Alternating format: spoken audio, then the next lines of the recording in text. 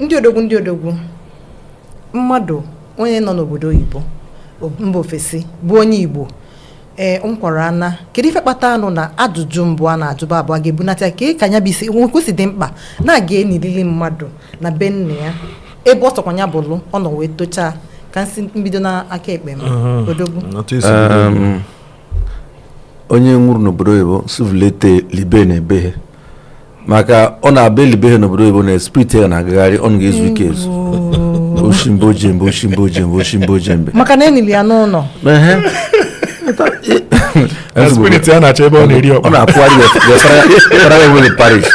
bọta ọ bịaghị sị na ego adịghị na ego eje vulete ebe nke ego adịghị ijere ego eweta n'obodo oyibo ga-aga ọ bụrụ na because ọ na-emechi m nke ụfọdụ ndị eli n'obodo oyibo na their souls are not resting in peace.